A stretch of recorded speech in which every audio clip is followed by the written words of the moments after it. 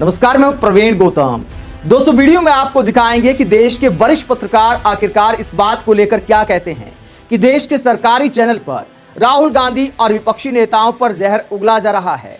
जिस तरह DD news की महिला एंकर ने राहुल गांधी और मल्लिकार्जुन खड़गे की फोटो कुर्सी पर रखकर जहर उगलने का काम किया है, उसे देखकर देश के वरिष्ठ पत्रकार हैरान हैं और क्या कहते हैं पूरा आपको दिखाएंगे। इसके अलावा डीडी न्यूज राहुल गांधी अखिलेश यादव के खिलाफ किस तरह का प्रोपगेंडा चला रहा है, उस प्रोपगेंडा को भी एक्सपोज करेंगे। अशोक श्रीवास्तव, रीमा पराशर जैसे एंकर सरकारी चैनल पर किस तरह का एजेंडा चला रहे हैं और कौन चलवा रहा है। देश की जनता के टैक्स के पैसे को क्यों बर्बाद किया जा रहा है सरकारी चैनल पर, पूरा विश्लेषण इस वीडियो में करेंगे। पहले आपको डीडी न्यूज की बेशर्मी दिखाते हैं कि किस तरह देश के नेता विपक्ष को बदनाम किया जा रहा है, किस तरह एक पार्टी का चैनल बन गया है। अगर पार्टी का चैनल बनाना है, अगर डीडी न्यूज पर विपक्षी नेताओं को ही कोसना है, सवाल के नाम पर विपक्ष को नीचा दिखाना है, तो फिर बीजेपी से फंडिंग लेनी चाहिए। बीजेपी को अपने पैसे से सरकारी चैनल को चलाना चाहिए। देश की जनता का टैक्स का पैसा बर्बाद करने का कोई अधिकार नहीं है, क्योंकि देश की जनता में सभी दलों के समर्थक शामिल हैं। अगर आप सवाल पूछते हैं, आप क्या राहुल गांधी की तरह पीएम मोदी के लिए सवाल के रूप में ऐसी भाषा का इस्तेमाल कर सकते हैं? क्या बीजेपी के लिए तमाम मुद्दों पर ऐसे शब्द लिख सकते हैं जो डीडी न्यूज लगातार राहुल गांधी के खिलाफ लिख रहा है? और ये रीमा पराशर, इन महिला एंकर की बेशर्मी देखिए कि राहुल गांधी और मल्लिकार्जुन खड़गे की यहां पर फोटो रख दी, क्योंकि कांग्रेस का कोई प्रवक्ता इस घटिया डिबेट में नहीं आया। क्योंकि इस डिबेट का विषय आप देखिए, पाकिस्तान का हाथ कांग्रेस के साथ। बताइए, देश के राजनीतिक दल के बारे में लिखा जा रहा है कि पाकिस्तान का हाथ कांग्रेस के साथ, क्योंकि कोई पाकिस्तान का नेता कहीं बोल देता है कि राहुल गांधी अच्छे व्यक्ति हैं। अगर पाकिस्तान से राहुल गांधी या कांग्रेस के समर्थन में कोई बयान आता है तो यह लिखा जाता है कि पाकिस्तान का हाथ कांग्रेस के साथ। अगर पीएम मोदी की तारीफ में पाकिस्तान से कोई बयान आता है, किसी नेता का या पब्लिक का, तो वीडियो दिखाकर कहा जाता है कि देखिए पाकिस्तान में भी मोदी मोदी हो रहा है, पाकिस्तान में भी मोदी का डंका बज रहा है। तब क्या एंकर में, डीडी न्यूज वालों में ऐसा लिखने की हिम्मत है कि पाकिस्तान का हाथ मोदी के साथ, पाकिस्तान का हाथ बीजेपी के साथ? क्या ऐसा लिखने की हिम्मत है? फिर आप ऐसी हेडलाइन के साथ प्रोग्राम करेंगे और आप उम्मीद करते हैं कि देश का मुख्य विपक्षी दल आपकी डिबेट में आए, और उसके बाद सरकारी चैनल पर देश की जनता के टैक्स के पैसे से जो चैनल चलता है उस पर आप राहुल गांधी की फोटो रखकर ऐसे जहर उगलकर खुद को तेवर वाले पत्रकार साबित करेंगे।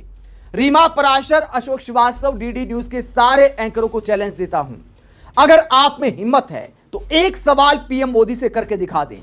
जिस तरह की भाषा का इस्तेमाल आप राहुल गांधी के खिलाफ करते हैं, उसका 1/4 भी या 5% भी या 1% भी पीएम मोदी के खिलाफ करके दिखा दें। एक बार पीएम मोदी की आलोचना करके दिखा दें, आपकी तुरंत डीडी न्यूज से छुट्टी हो जाएगी। दोस्तों, अगर कोई बड़ा मुद्दा होता है तो आप राहुल गांधी से सवाल करिए, अगर सवाल बनता है। लेकिन आप प्रोपगेंडा चला रहे हैं और लगातार चला रहे हैं। इस विषय के अलावा एक और मैं आपको दिखाता हूं, आप देखते जाइए क्या क्या राहुल गांधी के खिलाफ चलाया जा रहा है। राहुल के बिगड़े बोल विदेशी धरती पर जाकर चीन के एम्बेसडर बन गए राहुल गांधी। ऑर्गेनाइजर के संपादक प्रफुल्ल केतकर ने राहुल के चाइनीज ज्ञान की खोल दी पोल। आगे देखिए, एक और देखिए, दुनिया बोले भारत, राहुल बोले चीन। विदेशी धरती से भारत विरोधी राग छेड़ने पर क्यों मजबूर हुए राहुल गांधी? आखिर क्यों है उनको भारत से ज्यादा चीन से प्यार? यह सरकारी चैनल पर लिखा जा रहा है, इसको एक्सपोज भी करेंगे। दुनिया बोले भारत, राहुल बोले चीन। एक तरफ जब भारत से निर्यात में रिकॉर्ड वृद्धि देखने को मिल रही है, तब कांग्रेस नेता राहुल गांधी विदेशी धरती से चीन प्रेम जाहिर कर देश विरोधी बयानों में अधिक व्यस्त नजर आ रहे हैं। तो चीन के बारे में राहुल गांधी ने जो कहा था अमेरिका की धरती पर, उसे लेकर ये रीमा पराशर खुद को पत्रकार कहती हैं। थोड़ा सामान्य ज्ञान बढ़ा लेना चाहिए। इस तरह की बचकानी बातें करके देश की जनता को मूर्ख बनाया जाता है। राहुल गांधी ने उन्हीं इंटरव्यू में यह भी कहा कि चीन ने हमारी धरती को कब्जा लिया है, सरकार को सख्त कदम उठाने चाहिए। तो क्या यह चीन के लिए प्यार है? राहुल गांधी ने मैन्युफैक्चरिंग सेक्टर को लेकर कहा था, रोजगार को लेकर कहा था कि चीन भी एक बड़ी जनसंख्या का देश है, लेकिन हमारे जितनी बेरोजगारी नहीं है। चीन हमसे व्यापार में कहीं आगे है, मैन्युफैक्चरिंग में कहीं आगे है। और ये रीमा पराशर कहती हैं कि देखिए, जब भारत से निर्यात में रिकॉर्ड वृद्धि देखने को मिल रही है, तब कांग्रेस नेता चीन की तारीफ कर रहे हैं। रीमा पराशर, अगर आपको सामान्य ज्ञान नहीं है तो आपको कुछ खबरें दिखाता हूं। भारत और चीन के व्यापार की हकीकत आप देखिए। 2023-24 में भारत शीर्ष 10 व्यापारिक साझेदारों में से 9 के साथ व्यापार घाटे में रहेगा। और इसमें क्या लिखा गया है कि 2023-24 में चीन के साथ व्यापार घाटा बढ़कर 85 बिलियन डॉलर हो गया। व्यापार घाटे का मतलब समझती है रीमा पराशर, या वो भी समझाना पड़ेगा।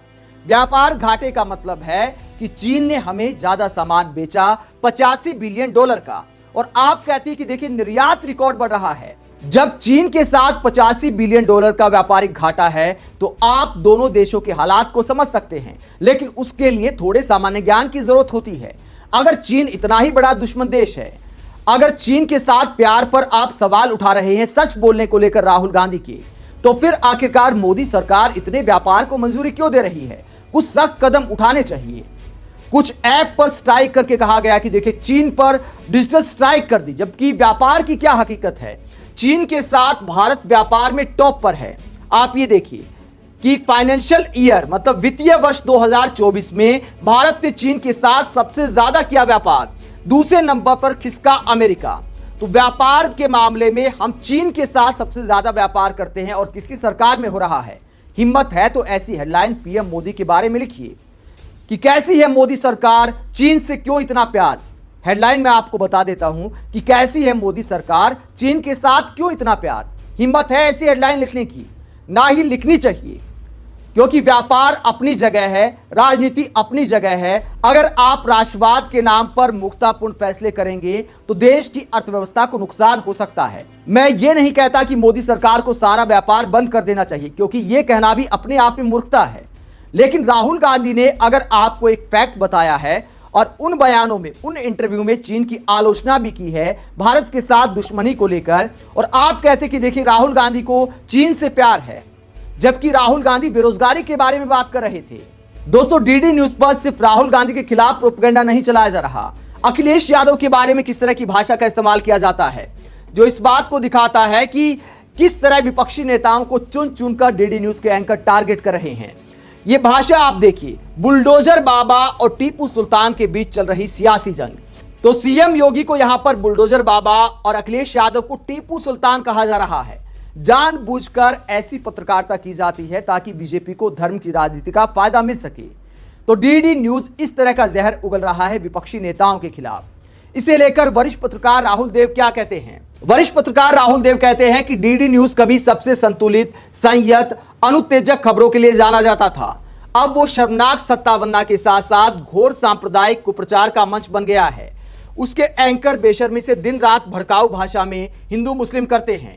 अपने निजी यूट्यूब चैनलों पर तो खुलेआम सबसे घटिया किस्म के विपक्ष और मुस्लिम विरोधी अभियान चलाते हैं। सरकारी खबरों के प्रचार प्रसार को तो दूरदर्शन के प्रमुख कर्तव्य के रूप में अपने जन्म से ही स्थापित कर दिया गया था। देश ने मान लिया था कि इससे स्वतंत्र खबरों के लिए उम्मीद नहीं करनी चाहिए, लेकिन उसकी प्रस्तुति शालीन और तथ्यात्मक तो रहेगी। दशकों तक वो रही। अपने वर्तमान संस्करण में उसके कुछ चुनिंदा एंकर कुदर्शन न्यूज से होड़ कर रहे हैं, जैसे उन्हें देश में जहर फैलाने के लिए ही नियुक्त किया गया हो। सरकारी सय्या तो प्रसार भारती के कोतवाल हमेशा से रहे, लेकिन कभी ऐसा निम्न स्तरीय, निर्लज, विषैला स्वरूप उसकी खबरों और चर्चाओं का कभी नहीं हुआ। तो वरिष्ठ पत्रकार राहुल देव कहते हैं कि सत्ता का भोंपू तो डीडी न्यूज हमेशा से था। विपक्ष को दिखाया नहीं जाता था, सिर्फ सरकारी पक्ष को दिखाया जाता था। प्रधानमंत्री और सरकार के मंत्रियों को ही दिखाया जाता था, लेकिन विपक्ष के खिलाफ जहर भी नहीं उगला जाता था। बस इतना था कि दिखाया नहीं जाता था। लेकिन अब सरकार को दिखाया जाता है और विपक्ष पर जहर उगला जाता है। और राहुल देव कहते हैं कि सुदर्शन न्यूज की तरह डीडी न्यूज हो गया है, होड़ लगी है कि कौन ज्यादा जहर उगलता है। इसके अलावा बाकी पत्रकार क्या कहते हैं? रणविजय सिंह कहते हैं कि ये देश का सरकारी चैनल है, इसके एंकर जनता के पैसों पर पलते हैं। कभी डीडी न्यूज पर सिर्फ खबरें आती थी, बिना किसी एजेंडे के सिर्फ खबर। अब इसमें जहरीले एंकर पल रहे हैं जो दिन रात विपक्ष के खिलाफ जहर उगलते हैं और इस जहर उगलने का पैसा जनता से वसूलते हैं। वहीं कार्टूनिस्ट मंजुल कहते हैं कि खबरों के मामले में दूरदर्शन हमेशा सरकार के पक्ष में रहा। सरकार किसी की भी हो, दूरदर्शन पर हमेशा सरकारी पक्ष सुनाई पड़ता रहा। इसलिए लगातार इसको स्वायत्तता देने की मांग होती रही ताकि जनता के पैसे से चल रहा प्रचार माध्यम स्वतंत्र हो सके। पर उल्टा अब ये पक्षपाती होने के साथ साथ जहरीला भी हो गया है। मोदी जी के लिए एक थैंक यू तो बनता है। वहीं दोस्तों, जो रीमा पराशर पाकिस्तान को लेकर राहुल गांधी पर आरोप लगाती कि पाकिस्तान का हाथ कांग्रेस के साथ, तो वरिष्ठ पत्रकार राकेश पाठक इसे लेकर आईना दिखाते हैं। क्या कहते हैं राकेश पाठक? राकेश पाठक कहते हैं कि यह तो गंभीर मामला है भाई। अच्छा, ये वही पाकिस्तान तो नहीं है जहां हमारे प्रधानमंत्री नरेंद्र मोदी बिना बुलाए बिरयानी खाने चले गए थे। कहीं ये वही पाकिस्तान तो नहीं है जहां के नवाज शरीफ का मोदी जी के शपथ समारोह में लाल कालीन पर पलक पावड़े बिछाकर स्वागत किया गया था। कहीं ये वही पाकिस्तान तो नहीं है जिसके आईएसआई एजेंट को मोदी जी पठानकोट हमले की जांच के लिए बुलाया था। कहीं ये वही पाकिस्तान तो नहीं है जहां अटल बिहारी वाजपेयी बस में बैठकर गए थे। कहीं ये वही पाकिस्तान तो नहीं है जहां के आतंकवादियों को कंधार तक छोड़ने जसवंत सिंह गए थे। कहीं ये वही पाकिस्तान तो नहीं है जहां के कायदे आजम जिन्ना की मजार पर मत्था टेकने आडवाणी गए थे। अगर ये वही वाला पाकिस्तान है तो ये तो आपका और आपकी पार्टी का सबसे हिजगरा देश है। हिजगरा जानते हैं ना आप, हृदय के सबसे निकट, अति प्रिय, खासम खास। जैसे कि यही वाला पाकिस्तान आपकी पार्टी और आपके नेता के सबसे करीबी मित्र राष्ट्र है, मोस्ट फेवर्ड नेशन। शेष शुभ है सादर। तो इस तरह आईना दिखाते हैं राकेश पाठक, क्योंकि डीडी न्यूज के एंकरों के साथ साथ हर्षवर्धन त्रिपाठी जैसे लोग भी सोशल मीडिया पर कहते हैं कि पाकिस्तान चाहता है कि कांग्रेस और नेशनल कॉन्फ्रेंस की सरकार बने और जम्मू कश्मीर से 370 हटे। इसमें आश्चर्य करने जैसा तो कुछ नहीं।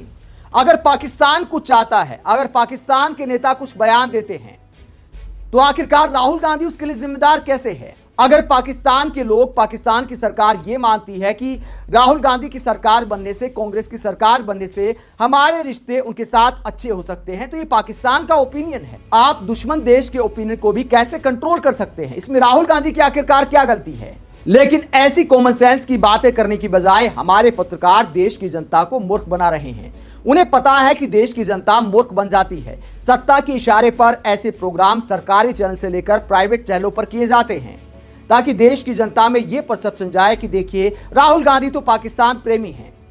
बाकी पाकिस्तान से पीएम मोदी और बीजेपी को कितना प्रेम है वो वरिष्ठ पत्रकार राकेश पाठक ने अच्छे से समझा दिया है। उसको दोहराने की मुझे जरूरत नहीं है। आप सरकारी चैनल पर इस तरह का प्रोपेगेंडा चलाने को लेकर क्या सोचते हैं? क्या देश की जनता के टैक्स के पैसे पर ऐसे सरकारी चैनल का इस्तेमाल होना चाहिए विपक्ष को बदनाम करने के लिए? कमेंट बॉक्स में अपनी राय जरूर दें कि आखिरकार पीएम मोदी ने सरकारी चैनल दूरदर्शन में भी कैसा अमृतकाल ला दिया है, जहां एंकर जहर उगलकर अपने आप को बहादुर पत्रकार दिखा रहे हैं।